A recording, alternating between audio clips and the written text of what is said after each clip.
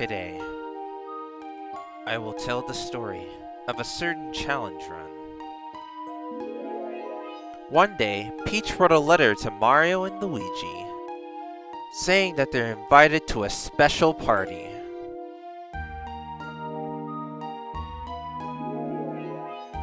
The two, as they arrive, chat with the guests and have fun. But Peach wanted to talk to Mario directly instead. Alone, together at last, Peach was overjoyed. Nothing could ruin this moment. Nope, nothing at all. So what happens next is... Oh no.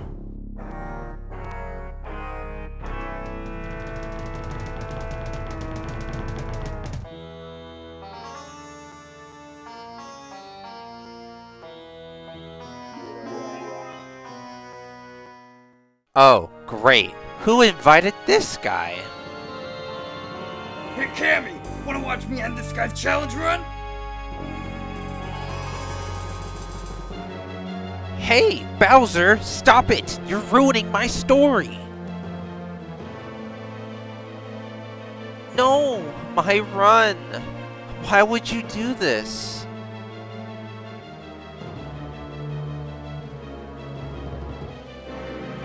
Your run was impossible from the beginning!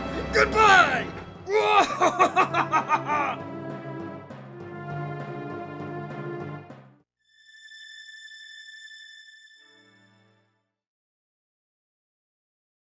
As our hero lies here and receives help from the Star Spirits.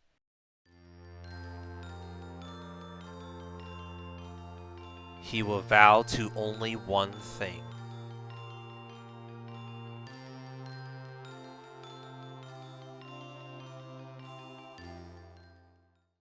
To never take another hit ever again. Welcome to the Paper Mario Low Damage Challenge Run.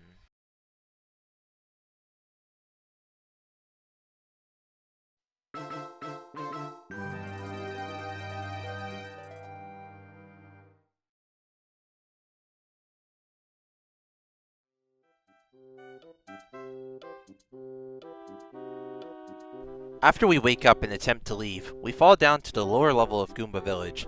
We need to get the hammer to progress. Unfortunately, it's in the playground, where, upon exiting, you run into the fight with the reoccurring Junior Troopa. We don't have any options here to get past this. We need the Lucky Star in order to do commands, or more importantly, to guard. However, we can only get that in Shooting Star Summit after Prologue. Thus, there is no way to get past Junior Troopa, meaning that we are forced to take no damage because if you've seen any type of speedrun for this game, you can just grab the hammer and leave with loading zone storage. ZLS is a glitch where if you touch a loading zone, and before going through said loading zone, you jump, if you keep jumping perfectly, you can delay going to the next area until you touch the ground. To move around during ZLS, you want to tap the stick in the direction, but when you jump, the stick has to be neutral or it will transition you anyway. With this, we can jump over to the hammer and grab it, then the game will load us back into the crash site, letting us skip Junior entirely. Now we can grab a few supplies and make our way over to the Goomba Bros, where sadly, the run turns bad. Once again, we don't have access to guarding, and I don't know if there's any way to skip these guys, so unfortunately we have to do this fight normally.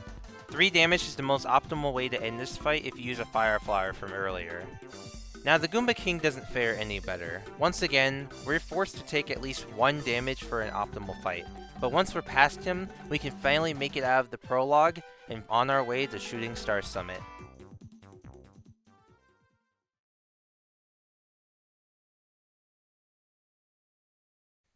But this isn't exactly it for Prologue. Actually, it's far from over. Because what if I told you there might be a way to theoretically take no damage in the Prologue? Now I know what you're thinking. But Spy, how will you get past the 2 biggest roadblocks in the run? The Goomba Bros take 3 turns minimum to kill with 1 Fire Flower and 2 Power Jumps and a Head Bonk, and the Goomba King takes a minimum of 1 turn with a tree and 2 Power Jumps. You're pretty much gonna have to take a hit. Well, I'm glad you asked. In the crash site, there is this block that normally requires a super hammer a bit later in the game. But as you can see, it doesn't block anything. But of course, you would be wrong, because it actually blocks one of the most important items in this run. A hidden block containing a repel gel. When Mario uses this bad boy, it turns him transparent for 2 turns, which basically means he's invincible. Theoretically, you can use this in the Goomba Bros fight to reduce the damage we take from 3 to 1. But wait, I said no damage. How does only 1 repel gel help us, especially when you have to do 2 fights back to back? Well, here's the thing. What if we did have more repel gels? Well, there is no if, because we can get more repel gels. Go to Goomba Village and stock up on Goom Nuts until you're full. Pick up another item and go ahead and throw it. Go above the item you just threw, and on the same frame you pick it up, but before the sparkles appear, use another edible item like a Goom Nut. If you do it correctly, the item menu should still be open asking to throw an item away, but Mario should still be eating the item that you picked. Choose the item you want another one of, and Mario should just throw it out of thin air, effectively giving you another copy of it. With this, we can clone repel gels and cheese the next 2 fights instead. Now, there's only one downside of this glitch. It only works in the Japanese version of the game. Now, as of right now, there is no way to hit this block in the prologue. If anyone in the comments or some super awesome glitch hunter for this game wants to try and get this early as possible, please let me know about it ASAP, please. The last note about theoretical prologue that I want to end with is that with item dupes, you can actually make more fire flowers. That means you can actually kill the Goomba Bros 1 turn faster, so on Japanese, this means the total damage for this fight is actually 2 instead of 3. But that all being said, now it's actually time to go to the Shooting Star Summit and claim what is rightfully ours.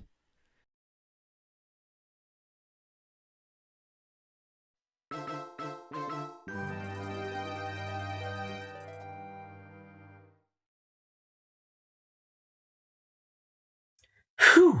Well, after that, we finally reached Toad Town. We don't have any business here except heading straight for Shooting Star Summit, where we count our lucky stars. Or star.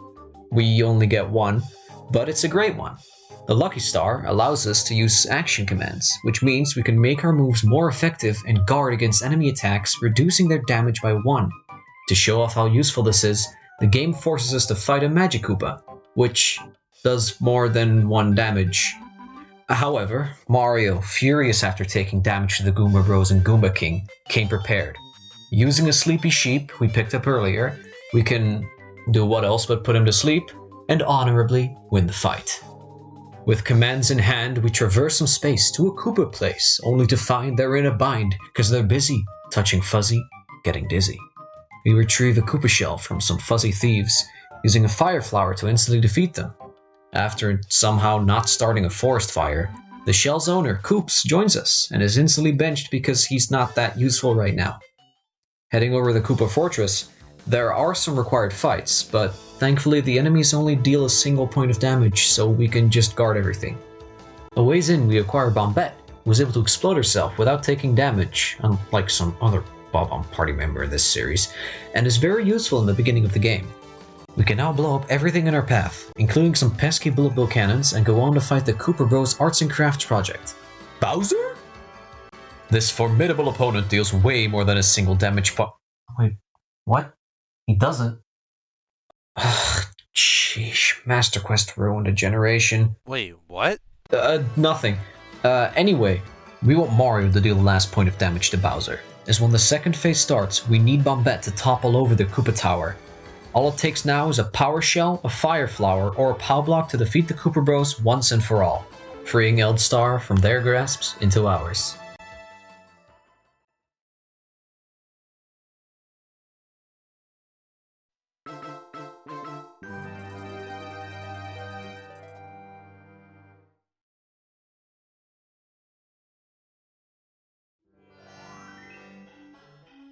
With Eldstar and Bombette at our side, we can now enter Chapter 2. Oh, hey, it's Junior Troopa again. Well, it's okay. This time we can just guard and... Oh, he does more than 1 damage. Well, that's not good. Junior Troopa, despite never meeting him, does 1 more damage than his first fight. He also has 15 HP and 1 defense, so there's no way we're one-turning him. Luckily, the shop has dizzy dials, so hitting him with at least 1 will guarantee an easy victory. Now, before we head to Chapter 2, Spy wants to lower his max HP by 5 for something important later.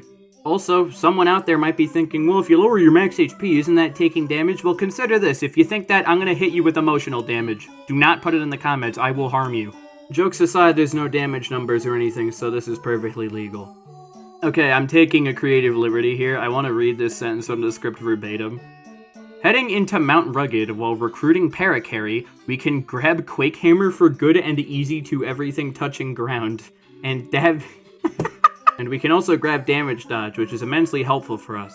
This badge allows our guard to block 1 more damage point, which makes our guard block 2 damage, and since everything is starting to hit harder, this is going to be equipped for the remainder of the game.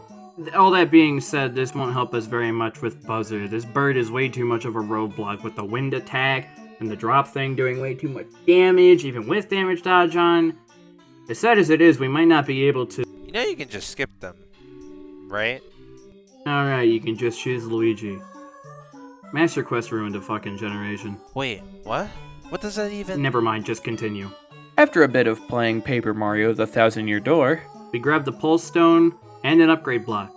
Bombette is the choice that Spy made because she has the very powerful ability of Power Bomb. Heading into the ruins, we can just Quake Hammer and Power Bomb everything in 1 turn. And everything that isn't a chomp only deals 2 damage, which we can block. Except for aerial Buzzy Beetles. Play the clip of Spy getting hit by the aerial Buzzy Beetle.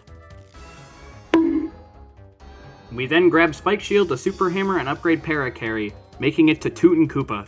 This dude's a pain in the ass.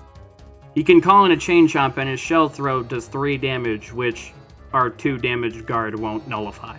Luckily for us, the Dizzy Dial comes in clutch again, stunning him long enough for Paracarry to knock him out. And with that, we have freed Mamar from the evil Tootin' Koopa.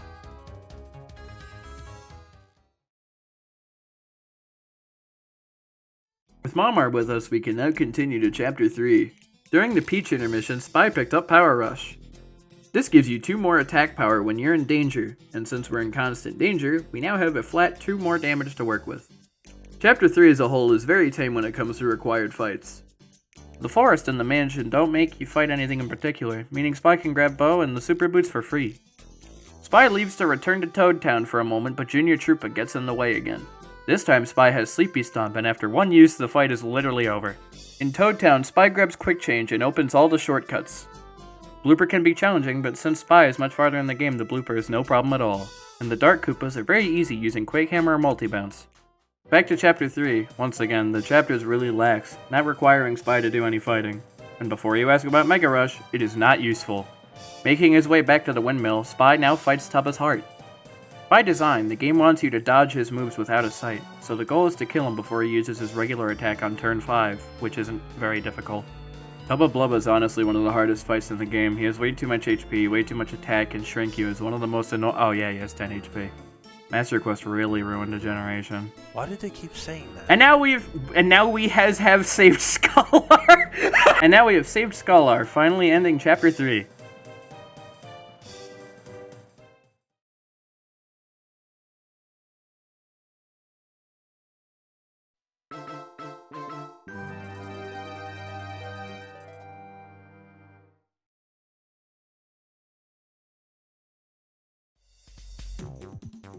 After finishing Chapter 3, we gain access to Starstorm. This move is great for killing groups of enemies in 1 turn because it does 7 damage to all enemies in the battle. With nothing else to grab right now, we head straight to Shy Guy's toy box. Spy first went to grab the store key, which led him to fight a Goomba. If you've seen his Super Paper Mario video, you already know that choosing the enemy options in the Peach intermissions are just a waste of time, so for the other 2, Spy just chose the items instead. I don't know why Spy chose a Goomba in the first place, but whatever, it doesn't really matter. I'm gonna be 100% honest. I have no idea why I did that. The room on the other side with the calculator makes us fight a Shy Guy, and this is where Starstorm gets his chance to shine, as the Shy Guy enemies in this area all have 7 HP, just barely within its kill range. Moving on to Pink Station, Spy grabs the Frying Pan and the Defend Plus, which is of course very useful. After getting the cookbook and clearing Green Station in like 10 seconds, we now have to fight the Lantern Ghost. This fight is terrible as we don't have enough damage to kill him quickly before he does his Shining Lightning attack. Now, the reason this attack sucks is because it hits both Mario and his partner, and unlike TTYD, 64 doesn't guard for your partner when Mario hits the guard. This obviously makes the guard much harder to hit. So we're just gonna go around it entirely by using Sleepy Stomp again and just beating him this way. After Lantern Ghost, Spy decided to grab Power Plus from the chest with the anti-guy, and no, we won't be fighting him. Instead, Spy just made a lemon candy, granting free access to the chest. With Power Plus now in hand, we fight General Guy, and we use an attack-focused badge setup for this fight. One thing that really helps with this fight is that after killing a wave of Shy Guys, it always becomes Mario's turn. So the general strategy is to kill one guy and then paralyze the other, and this works up until General Guy. Now this strategy obviously won't work on the man himself because he's a lot beefier and he's immune to statuses as well. And dealing 4 to 5 damage, we can't necessarily guard his attacks either. So our only option left is to use a Repel Gel. Luckily we only need 1 for this fight. After 3 hits from Watt and 2 D-down jumps from Mario, General Guy goes down and we save Muscular, ending Chapter 4.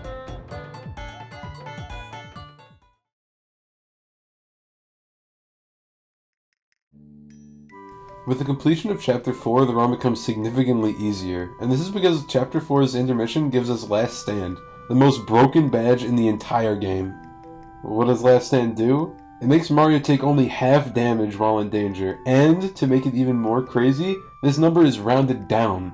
This means that if you take 3 damage, for example, Last Stand will only make you take 1. And if you take 1 damage, Last Stand will make you take 0. And that isn't even the best part. Last Stand comes first in the damage calculations, so what this means is if you take 7 damage, for example, Last Stand will cut it down to only 3. Then, after that, Defend Plus will bring it down to 2, and after that, Guarding with a damage dodge brings it down to 0. So yeah, Last Stand lets us get away with some pretty crazy stuff. Speaking of crazy stuff, we also gain Chill Out, probably the best star power for this challenge, as it reduces the attack of every enemy on the field by 3 for 3 whole turns. If you combine this with all the defensive badges we have now, the enemies will pretty much never even scratch Mario. But defensive badges don't get to have all the fun, because having beat Chapter 4, All or Nothing will appear in the badge shop. This badge grants us +1 attack for 2 less BP than a regular Power Plus. The trade-off? If an action command is missed with this badge on, our attack will do 0 damage, no matter what. But don't worry, Spy's a professional, he would never miss a simple action command, right? Chapter 5 starts with us having to fight Fuzzipede, but with only 20 HP and 3 attack power, he's a complete joke at this point, so we can just move on to Lava Lava Island. Here we pick up Sushi, rank her up, and grab Power Quake, and upgrade to Quake Hammer. Ranking up Sushi is actually pretty important because it gives us Water Block. This move gives you 1 extra defense on an already nigh invincible Mario, and on top of this, it provides 2 defense to fire-based attacks. Fire attacks are pretty uncommon in this game, but considering we're going into a volcano, it'll probably be pretty helpful there. After grabbing this stuff from Lava Lava Island, Spy goes back to Toad Town to open up a shortcut. But before he can do that, he has to fight Junior Troopa, who honestly doesn't stand a chance with all the defense Mario has. Getting into Toad Town sewers, Spy kills the other 2 bloopers who legitimately cannot hurt him at all. After beating up these bloopers, Spy is finally able to open up the shortcut and get back to Lava Lava Island. Now that he's back, Spy makes use of Power Quake and Power Bomb to deal with the enemies in the way of saving the Yoshi kids and proceeding to the Ravens, who help us into Mount Lava Lava and give us the Ultra Stone. Mount Lava Lava is super annoying because it has all these lava and spike traps around that will deal damage to us no matter what defense we have, leading to an instant reset. But at least here we get the Ultra Hammer and fully upgrade Sushi for the boss. We also grab Fire Shield, which increases our defense by 1 against fire attacks, but again, they're not common in this game. Now it's time for the boss, Lava Piranha, who is honestly probably one of the easiest bosses in the entire game. We can just set up Water Block and pound him away. He really can't do much at all. But oh no, he has a Phase 2, which is also a complete joke. If you use Tidal Wave or hit him with Ice Power, he'll be stunned, and you can basically stun lock him for the rest of the fight. So Spy does this and escapes the volcano, saving Miss Star and ending Chapter 5.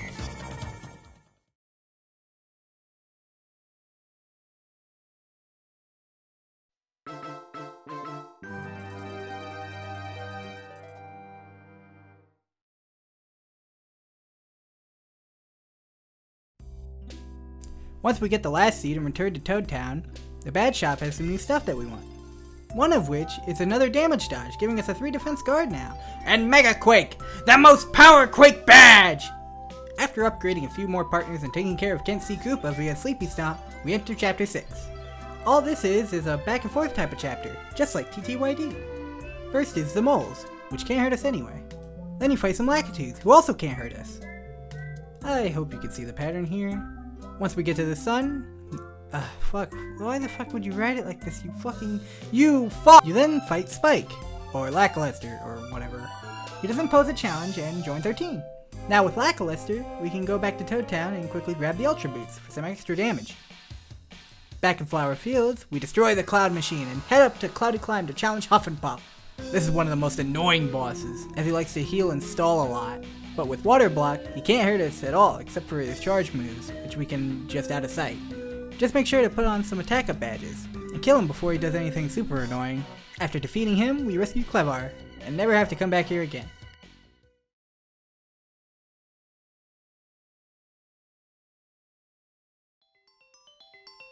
Clevar is awesome, as he gives us Timeout.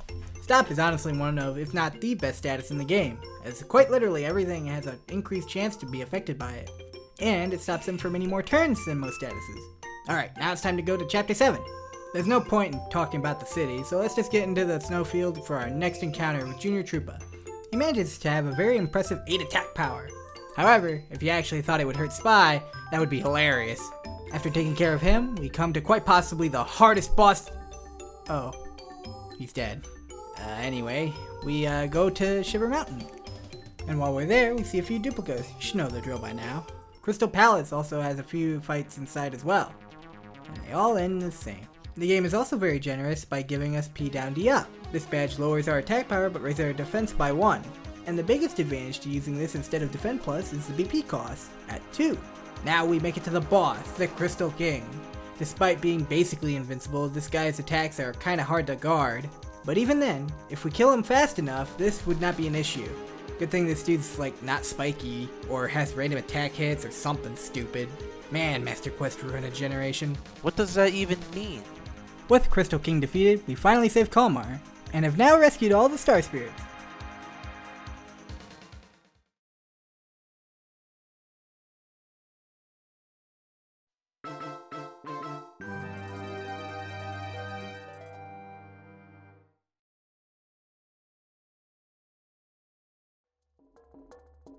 With all of the Star Spirits in hand, we make our way back to Shooting Star Summit, which leads us to Starhaven. With the Star Spirit's blessing of Starbeam, we ride to Bowser's castle. The first part is quite annoying. After we kill this Koopa Troll, we have to navigate through some lava. Now while Lackluster is our go-to partner for this, that doesn't mean that he's the only one we have to use, so we need to be careful on those certain areas. Once we knock out these Koopa Trolls and cool the lava, we now have the Dark Room. My least favorite part of this entire area. As you can imagine, it's dark, and it's hard to see. And enemies are hidden everywhere, and the game wants you to use other partners other than Watt. This place turns into a horror show of getting jumped in the dark. Once past that garbage and a few puzzles, we get to the Bullet Bill room. If you want this to be easy, just put on chill out and run away from every fight and get to the end before the next set of bills touches you. Another puzzle later, we come to the quiz. Now, if you were one of those people who were disappointed I didn't fight that anti-guy earlier, well then, good news. I decided to fight the whole anti-guy unit for some reason. And then completely show off how much of a waste of time it was. One good Mega Shock and a few Power Quakes later, and we can move on. One Duplighost later, and now we fight the real boss of the castle, Junior Troopa. A few badge adjustments for a more balanced set of a lot of attack and just enough defense make this boss just as non-difficult than the rest. With Bowser's castle cleared, we finally enter Peach's castle for one more fight against the only one who started this in the first place, Bowser. For this fight, we have to go all out on defense with Last Stand, Defend Plus, P down D up, Fire Shield, Damage Dodge, and Water Block so we can guard all of his attacks no problem. I also go for D down jump for damage since Bowser has a high resistance to power bounce, and the 2 defense he has makes it a not good option anyway. With all of this, Bowser should go down with no trouble at all. And now, it's finally time for the finale. Part 1 of this battle, we should just attack as any damage done will be carried over to Part 2. And Bowser only uses one attacking move before using the Star Route again. But once part 2 starts, reality starts to snap back. As you have seen already, we've quite literally steamrolled through every boss in this game from Chapter 5 onwards, and even then, Bowser has no way to harm us, so why exactly are we scared? Well, Bowser slaps us with the reality check, in which we realize we aren't alone. One of Bowser's tricks, the Starve Wave attack, hits both us and our partner. If you remember the Lantern Ghost, he had a similar move. The problem with that attack is that hitting both guards is in fact ridiculously hard. This move might as well be that move because we run into a similar issue. But wait, you say, just guard with the partner. And yeah, I could, but if Mario doesn't block with my damage dodges, this actually will do enough damage to hurt me. However, by far the worst thing about this move is that it's unpredictable. He will honestly use this anytime he feels like it. So the only real ways to avoid it is to apply chill out until he Star Rods again, use Bow at the perfect time, or pray to God that he never does it. Every other move that he has can be blocked easily, and so long as he doesn't do Star Wave, we have a straight shot to the end. Good thing he can't do stuff like attack after he Star Rods, then I would be scared. But that would be so freaking stupid. Master Quest ruined a generation. Guys, what the heck? What are you guys even talking about? Anyway, where was I? And as Mario grabs the Star Rod, we can finally say that the run is complete.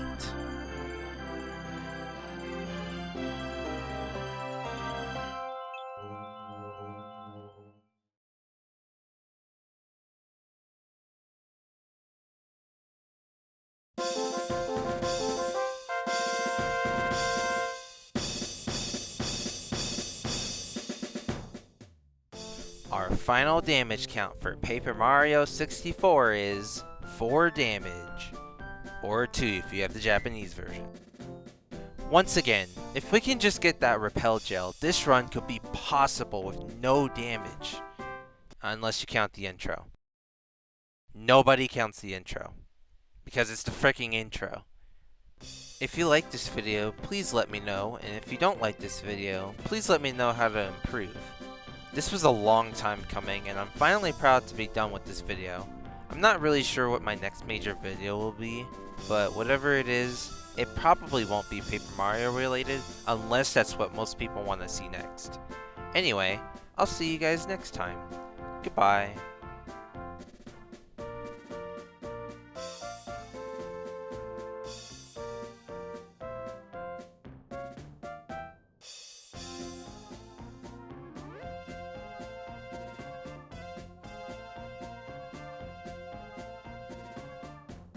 Spirits. If you want to see Spy's opinion on art, go on and head to @thatonespyguy on twitter.com and check out his likes. I'm sure nothing crazy will Starman, what the frick are you talking about? Shut the frick up!